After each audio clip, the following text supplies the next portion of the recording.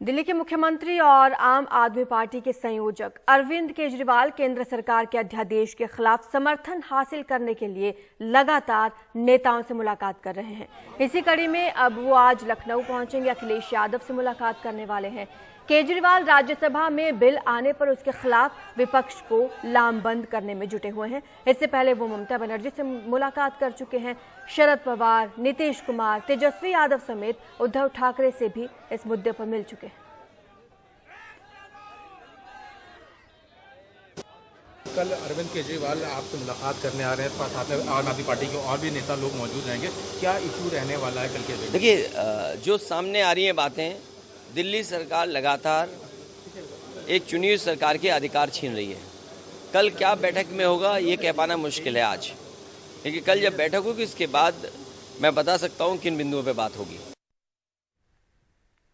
BJP ने बेंगलुरु में कांग्रेस की सिद्धरमैया सरकार के खिलाफ मोर्चा खोल दिया। बीजेपी का आरोप यह है कि कांग्रेस सरकार गौ हत्या रोकथाम कानून को वापस लेने की तैयारी में है। मुख्यमंत्री सिद्धरमैया के बयान के बाद अब बीजेपी सड़कों पर उतर आई।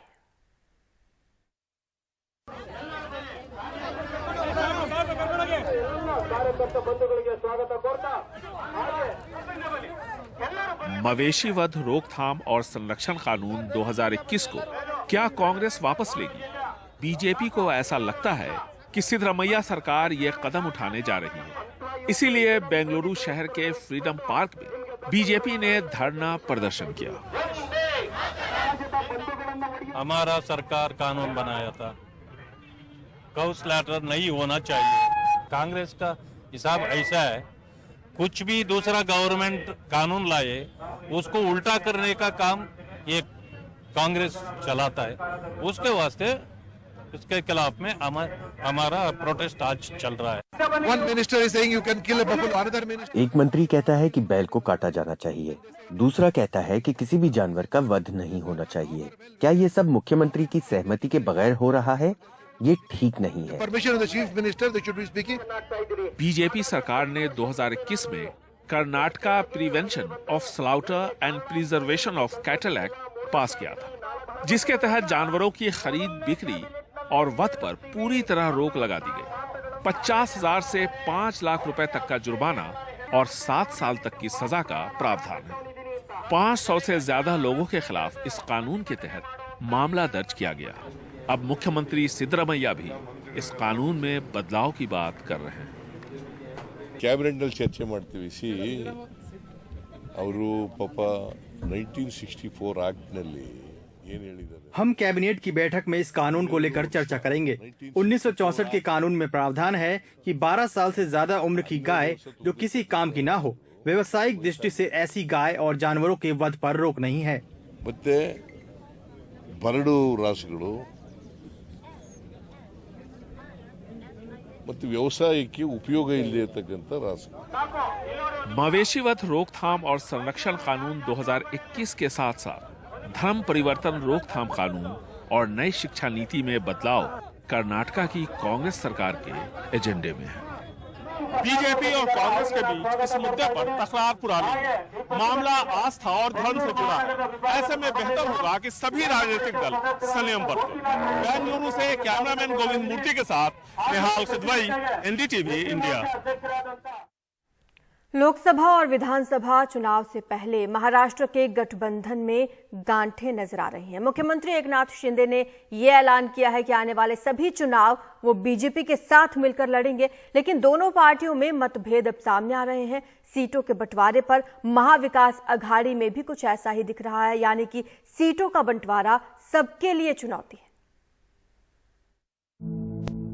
रविवार रात महाराष्ट्र के मुख्यमंत्री एकनाथ शिंदे और उप मुख्यमंत्री देवेंद्र फडणवीस ने दिल्ली जाकर केंद्रीय गृह मंत्री अमित शाह से मुलाकात की, जिसके बाद शिंदे ने ऐलान किया कि आने वाले चुनाव शिवसेना और बीजेपी एक साथ लड़ने जा रही है। गठबंधन हमारा बहुत ही मजबूत है, बहुत ही एकदम एकजुटी से हम काम कर रहे इस राज्य में पिछले 10-11 महीनों से। और आने वाले लोकसभा के चुनाव हो, विधानसभा के चुनाव हो, स्थानीय निकाय को जो स्थानिक स्वराज्य संस्था के चुनाव हो, सभी चुनाव शिवसेना भाजपा महायुति पूरी ताकत के साथ एक साथ लड़ेगी। लेकिन सीटों के बंटवारे को लेकर अब बीजेपी और शिवसेना शिंदे गुट के बीच भी मतभेद सामने आते दिख रहे हैं।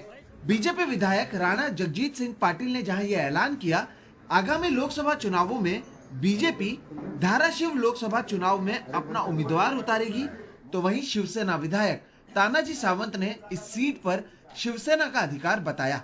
2024 मध्ये आपल्या हक्काचा 2024 में बीजेपी का धाराशिव में लोकसभा सांसद होगा और 2024 में फिर से मोदी सरकार बनेगी, इस पर हमारा विश्वास है। 24 मध्ये यावं जे चुकून त्यांच्याकडे तो शब्द गेला असावा। सेना भाजपची युती आहे आणि ज्या 18 जागा आमच्या निवडून आलेल्या आहेत सेनेच्या, ये जो जगह है वो शिवसेना की है। शायद उन्होंने गलती से ये बोल दिया। हम 18 सीटें जीते थे, कुल 23 सीटों पर चुनाव लड़े थे और इस बार भी एकनाथ शिंदे के नेतृत्व में हम पिछली बार लड़ चुकी 23 सीटों में से एक भी सीट दूसरे को नहीं देंगे। ठाम आहोत, आम्ही आमची कुठलीही जागा निवडून आलेली किंवा जी आम्ही लढलो आणि पडलो ती एकही जागा सेना सोडणार नाही। महाविकास आघाड़ी ने भी एक बैठक कर चुनावों के लिए रणनीति बनानी शुरू कर दी है, लेकिन यहाँ भी परेशानी बनी हुई है। शिवसेना उद्धव गुट चाहता है कि 48 में से 19 सीटें उसे दी जाएं, जिससे बाकी दोनों पार्टियां सहमत नहीं हैं। 19 हमारे एमपी थे लोकसभा में, तो जिस पार्टी के 19 एमपी थे वो 15 तो नहीं लेके जाएंगे ना, 19 ही लेके जाएंगे ना, उसमें क्या है। तो हमारे फिर एक बार 19 एमपी लोकसभा में होंगे। हर एक को अपने अपनी राय रखने का अधिकार है, हर एक पार्टी राय रखेंगी। अंतिम निर्णय तीनों पार्टी के मेन लीडर फाइनल अथॉरिटी लेंगे। महाराष्ट्र की राजनीति में समीकरण बदलने का असर अब सीटों के बंटवारे पर पड़ता नजर आ रहा है। शिवसेना उद्धव गुट के साथ आने के बाद अब कांग्रेस और एनसीपी को 2019 की तुलना में कम सीटों पर चुनाव लड़ना होगा, तो वहीं दूसरी तरफ एकनाथ शिंदे को भी पता है कि महाराष्ट्र की मौजूदा सरकार में उनकी पार्टी अहम भूमिका निभाती है। ऐसे में भविष्य में भी अपना वर्चस्व बनाए रखने के लिए वो भी ज्यादा से ज्यादा सीटों पर चुनाव लड़ने की कोशिश करेंगे। मुंबई से कैमरा पर्सन प्रवीण जी रोहित के साथ सोहित मिश्रा, एनडीटीवी इंडिया।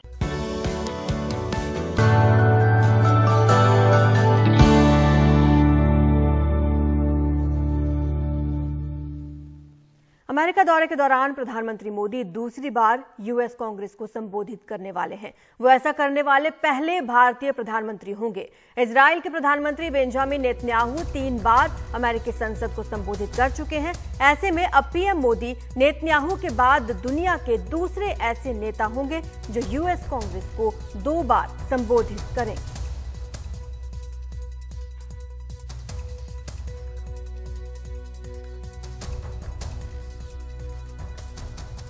उधर अमेरिका ने कहा है कि भारत में एक जीवंत लोकतंत्र है। व्हाइट हाउस प्रवक्ता से भारत में पीएम मोदी के शासनकाल में लोकतंत्र की सेहत के बारे में जब पूछा गया, इसका उन्होंने ये जवाब दिया कि पीएम मोदी जून के तीसरे हफ्ते में अमेरिका दौरे पर जाने वाले हैं। ये दौरा काफी अहम रहने वाला है।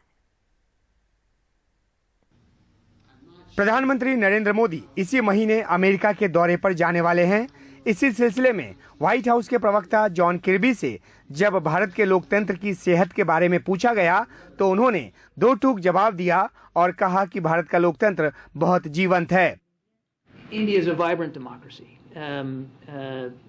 Anybody that भारत में एक जीवंत लोकतंत्र है। दिल्ली जाने वाला कोई भी इसे देख सकता है। निश्चित रूप से मुझे उम्मीद है कि लोकतांत्रिक संस्थाओं की मजबूती और सेहत की बात चर्चा में शामिल होगी। और देखिए, दुनिया में किसी को कुछ कहना हो तो हम कभी भी झिझकते नहीं हैं। आप अपने दोस्तों के साथ भी ऐसा कर सकते हैं, लेकिन ये दौरा भारत और अमेरिका के संबंध जहां अभी हैं उसे आगे ले जाने और अधिक गहराई में ले जाने के लिए है। about advancing what is now and what we hope will be a deeper, stronger partnership and friendship going forward. White house के प्रवक्ता ने यह भी कहा कि पीएम मोदी के इस दौरे में द्विपक्षीय मुद्दों के अलावा वैश्विक और क्षेत्रीय मुद्दों पर भी व्यापक चर्चा होगी। India is a strong partner on very, very many levels with the United States. Bharat के मजबूत सहयोगी हैं। भारत सिर्फ द्विपक्षीय संबंधों के तौर पर ही अहम नहीं, बल्कि कई मुद्दों पर अमेरिका का साझेदार है। क्वाड का सदस्य और पैसिफिक की सुरक्षा के लिहाज से एक अहम साझेदार दोस्त है। राष्ट्रपति बाइडेन को पीएम मोदी के दौरे का इंतजार है। तमाम मुद्दों पर बात होगी। respect to Indo-Pacific security. I could go on and on and on. There's innumerable reasons why India certainly matters, not just bilaterally between the two of our nations, but multilaterally on very many levels. हाल ही में Japan में G7 और quad शिखर बैठक के दौरान PM Modi और अमेरिकी राष्ट्रपति Joe Biden के बीच बहुत ही गर्मजोशी के माहौल में मुलाकात हुई। पीएम के आगामी दौरे में भारत और अमेरिका के संबंध नई ऊंचाई छूने की उम्मीद है। द्विपक्षीय और वैश्विक मुद्दों पर बातचीत के साथ साथ पीएम मोदी वहां अमेरिकी कांग्रेस के संयुक्त सत्र को दूसरी बार संबोधित करेंगे। एजेंसी रिपोर्ट के साथ उमाशंकर सिंह, एनडीटीवी इंडिया। उधर पूर्व भारतीय कप्तान सचिन तेंदुलकर ने मैच से पहले भारतीय टीम को शुभकामनाएं दी। Oval pitch is such that, as the time goes by, it also assists spinners. So spinners will come into play a little bit. It need not always be a turning track. Sometimes spinners rely a lot on bounce. Sometimes off the pitch, that little bit of zip that they get, they also use that. Also overhead conditions, because it all depends on the shiny side of the ball. If they're able to get that drift and get the ball to talk in the air without pitch coming into play. So oval is going to be a good venue for India. I think what Australian team would be happy with would be the bounce that they get at the oval. Oval pitch has a lot of bounce, which is similar to Australian surfaces.